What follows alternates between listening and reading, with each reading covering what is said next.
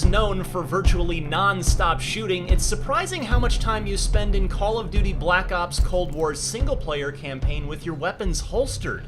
Certainly more than any other game in the franchise's 17-year history. But whether it's walking around your safe house and getting to know your covert ops crew, or sneaking around KGB headquarters as a Russian double agent trying to figure out a way to smuggle your American friends into the ultra-secure building, the latest Call of Duty puts that quiet time to good use. Sure, it's got plenty of loud parts too. There are high-speed shootouts, rooftop chases, and assassination missions, you know, the usual stuff. But this time around, it reaches its peak without any weapons drawn. Are you taking him into the KGB with you? Are you crazy?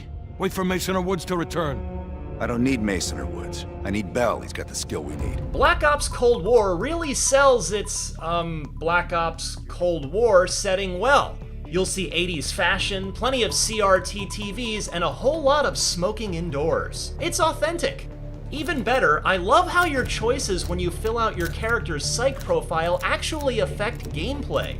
Your codename is always Bell, but you can choose your own background and personality traits, and that last one manifests as multiplayer-style perks, such as faster reloading speeds or increased bullet damage dealt. You can even pick your own name, unless you're me for some reason.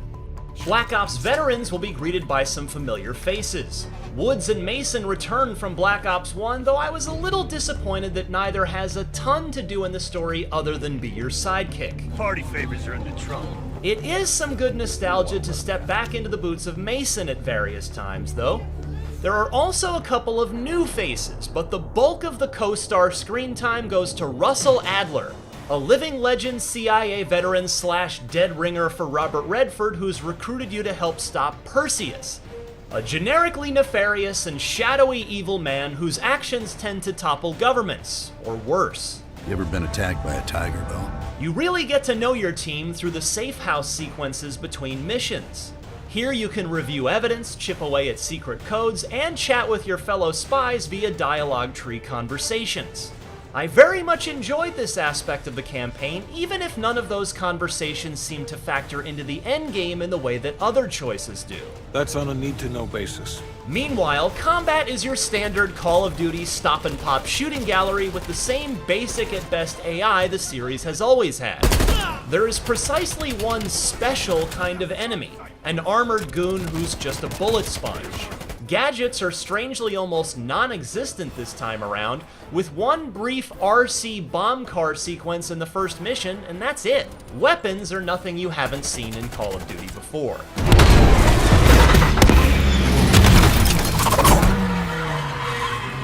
That said, I was impressed at the ways in which Cold War admirably tries to carve out some new space in the Black Ops universe with some new mechanics.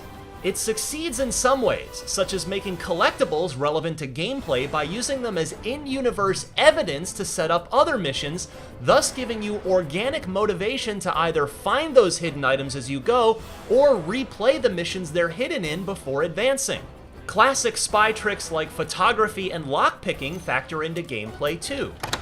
Even better, you'll actually need to examine some of the evidence to solve little puzzles before taking certain missions, adding some light adventure game style work to this traditionally trigger-happy series. Perhaps more notably though, there are a couple of moments in this campaign that have franchise-altering implications. No spoilers, but I'm majorly curious if and how those will be followed up on in all future Call of Duty games.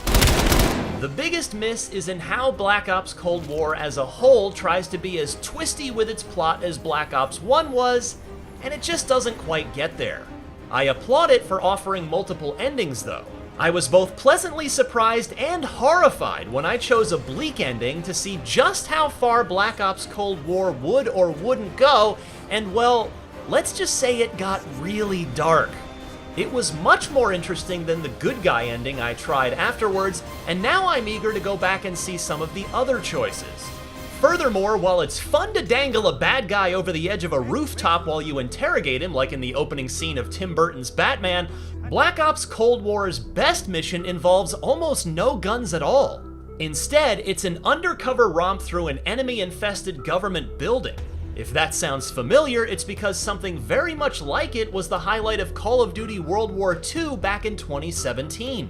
Yes, there are plenty of KGB goons to stealthily choke out and hide in lockers, Hitman style, but more fun is deciding how you want to achieve your objective without firing a shot. You can beeline through this or really take your time skulking around to explore every option. I recommend the latter. Call of Duty's moment-to-moment gameplay is still primarily a well-dressed shooting gallery, but Black Ops Cold War succeeds in making its quiet time a defining part of its experience, rather than just a deep breath between the loud and explodey sequences.